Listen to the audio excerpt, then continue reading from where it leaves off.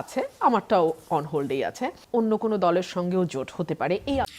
বাংলাদেশের রাজনীতিতে মনোনয়ন মানেই ক্ষমতার টিকিট, মানে ভবিষ্যতের রাজপথে এক ধাপ এগিয়ে যাওয়া।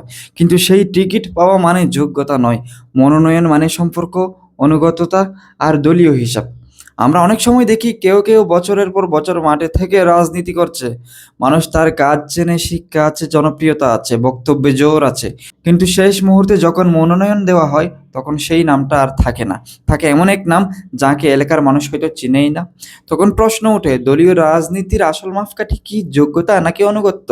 বাংলাদেশের রাজনৈতিক বাস্তবতায় আজ মনোনয়ন মানে শুধু নির্বাচনে দাঁড়ানোর সুযোগ নয়, বরং দলের অভ্যন্তরে ক্ষমতার ভারসাম্য।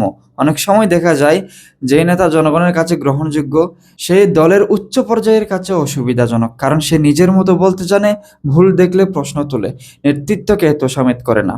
এই জিনিসটাই অনেক দলের চোখের ঝুঁকি। তারা চায় অনুগত মানুষ, স্বাধীন চিন্তক নয়।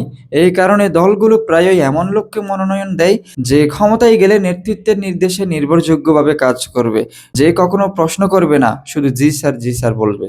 বাংলাদেশের রাজনৈতিক সংস্কৃতি এমনভাবে গড়ে উঠেছে যে দলীয় আনুগত্য আর অর্থনৈতিক শক্তি মিলে মনোনয়নের চাবিকাঠি।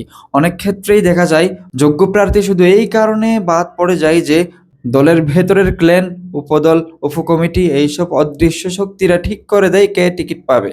সেখানে জনগণের ভালোবাসা নয়, সিদ্ধান্ত দেয় কার সাথে উপরের সম্পর্ক ভালো, কে কাকে কতটা সুবিধা দিতে পারবে, কে কতটা তহবিল জোগাড় করতে পারবে।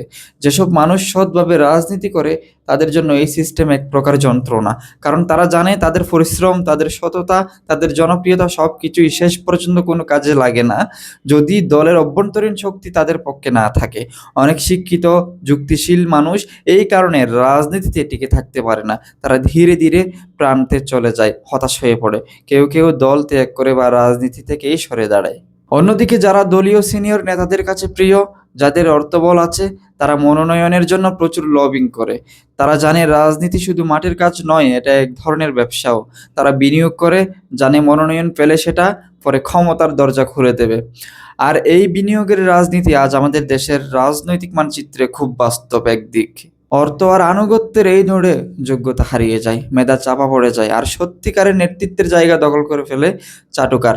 দলীয় মনোনয়নের আরেকটি বাস্তব দিক হলো ইমেজ ম্যানেজমেন্ট।